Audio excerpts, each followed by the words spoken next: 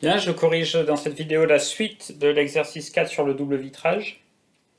Je vois qu'à la fin de la question 3, je n'avais pas conclu. Donc, on nous demandait d'en déduire donc, les surfaces T1 et T2 et de conclure. Simplement, sans prendre en compte la convection, donc j'écris sans convection. Ici, c'est la vitre. Si on regarde le profil de température, si on ne tient pas en compte, si on ne prend pas en compte la convection, on aura une température comme ceci. Ici, la température intérieure, jusqu'à la surface de la vitre. Puis, dans la vitre, le gradient de température. Et ensuite, on repart avec la température extérieure. Donc, la surface de la vitre à l'intérieur est égale à la température à l'intérieur. Et la température de la surface de la vitre à l'extérieur est égale à la température extérieure. Si on prend en compte maintenant la convection,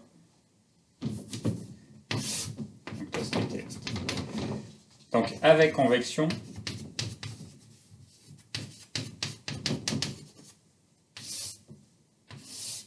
on a vu que le profil de température, ça va être ici. Donc on a la température intérieure qui est de 20 degrés.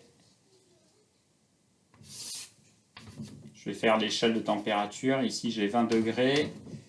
Ici j'ai 0 degrés. Et ici j'ai moins 10 degrés qui est égal à la température extérieure. Donc ça, c'est la température extérieure ici.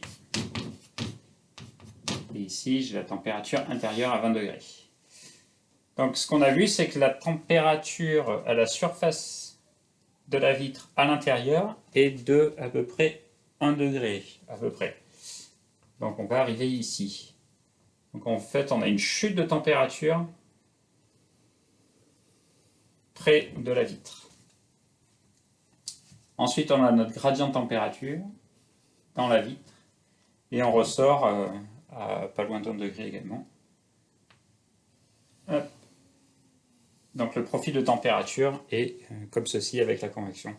Donc on voit que c'est quand même très différent et qu'il vaut mieux prendre en compte la convection pour bien modéliser ce qui se passe. D'ailleurs, vous voyez bien quand il fait moins 10 degrés à l'extérieur, 20 degrés dans l'appartement, quand vous touchez votre vitre, elle n'est pas à 20 degrés.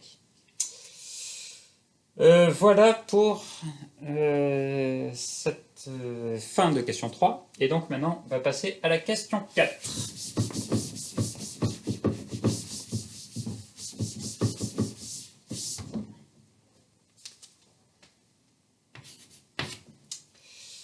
Donc dans la question 4, on nous demande de calculer le flux thermique traversant un double vitrage réalisé avec deux épaisseurs de verre de 4 mm.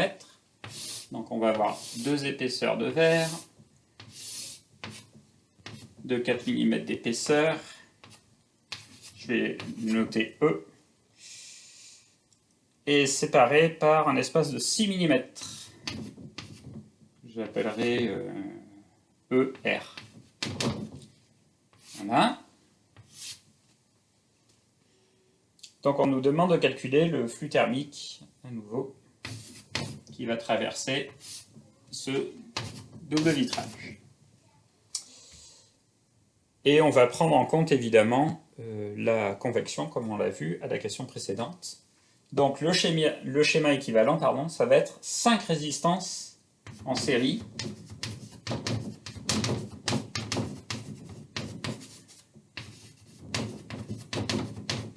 Tout simplement parce qu'il va y avoir les deux résistances de convection, à l'intérieur et à l'extérieur, deux résistances dues aux vitres, et la résistance de l'air entre les deux vitres.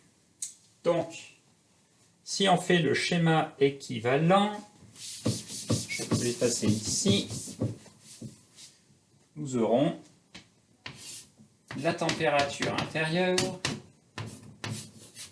1, 2, 3, 4, 5 résistances, et au bout la température à l'extérieur. Alors, que sont ces résistances? Nous avons ici Rconv intérieur, ici R vert ici R, R, R vert et R conv extérieur.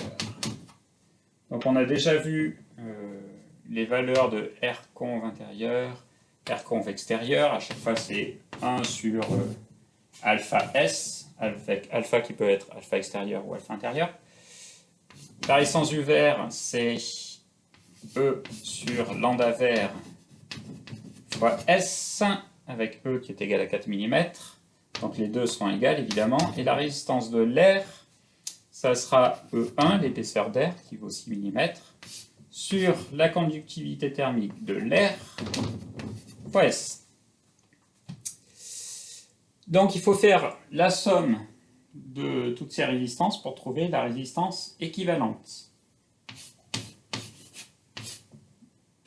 Ici on aura la résistance équivalente, ici le flux avec T intérieur et T extérieur. Donc, résistance équivalente fois le flux sera égal à T intérieur moins T extérieur, ce qui veut dire que le flux est égal à le delta T sur la résistance équivalente. Je vais effacer tout ceci. Peut-être besoin après, c'est pas grave. Donc la résistance équivalente, je vous disais, c'est la somme de toutes les résistances. Alors je ne sais pas si j'ai sa valeur ici. Non, je ne l'ai pas. Si. La résistance équivalente, qui est donc égale à la somme des 5 résistances, c'est 0,473 Kelvin par watt. Et donc on en déduit le flux avec cette relation. Le flux est égal à 63,4 watts. 63,4 watts. Voilà. Où est mon éponge? Ici.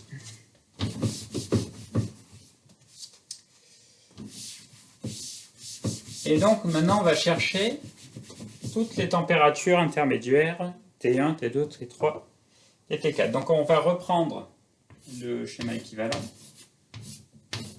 avec les 5 résistances.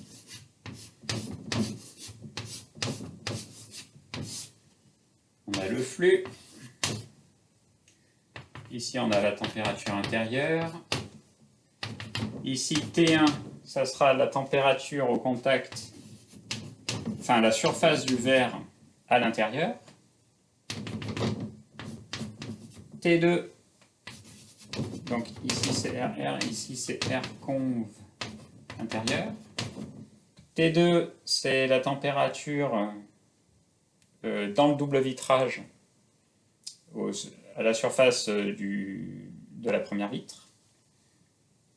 T3, la température dans le double vitrage à la surface de la seconde vitre. T4, c'est la température à l'extérieur du double vitrage à la surface de la vitre. Ici, on a encore R conv extérieur et ici la température extérieure. Donc, pour calculer T1, on va faire comme dans la question 3.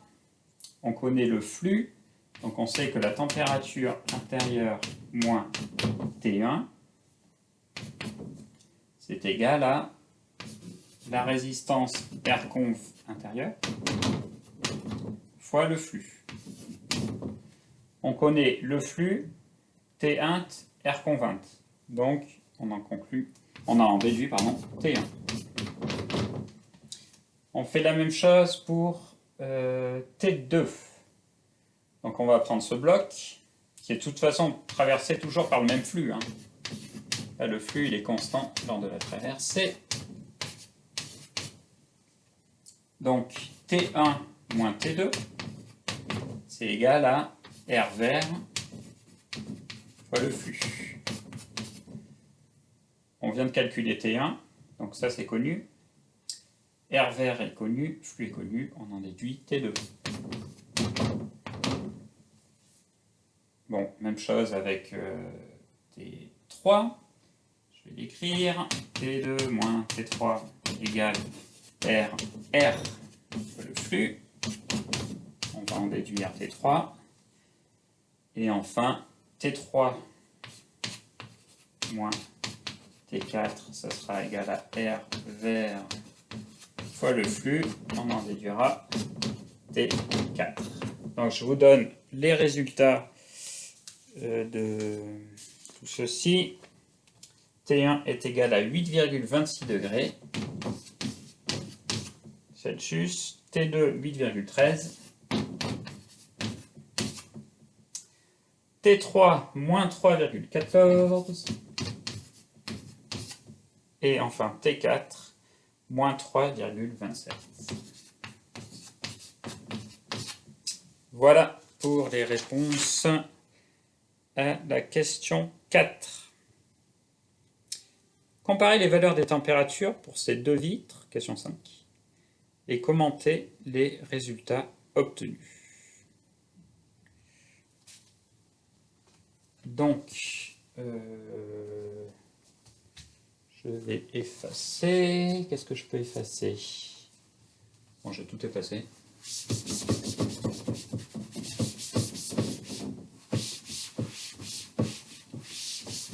Donc si je fais à nouveau un profil de température en comparant simple vitrage et double vitrage, avec le simple vitrage, le profil de température ressemblait à quelque chose comme ceci, si on prend en compte les phénomènes convectifs. Hop, là, voilà. Maintenant, avec le double vitrage,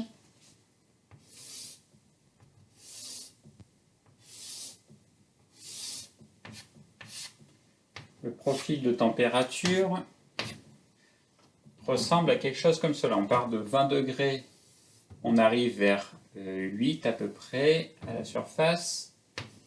Hop. Après, on a un petit gradient ici. Un gradient plus important qui nous fait passer de 8 degrés à peu près à 3 degrés dans l'air. Après, encore un petit gradient. Puis, la convection à l'extérieur. Voilà pour le profil de température. Et donc, on voit en fait que le gradient de température est très important dans la couche d'air coincée entre les deux vitres. Gradient de température important dans l'air.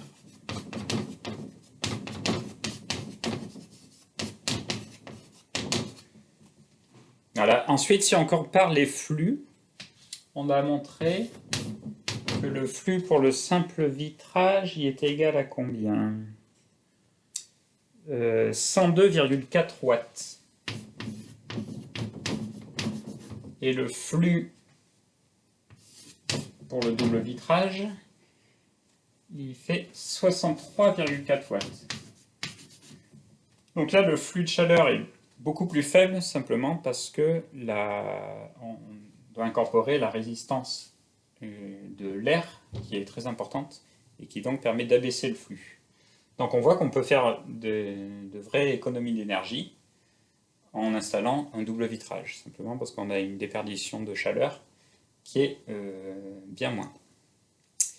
Voilà, je vous remercie pour votre attention, et la suite au prochain épisode.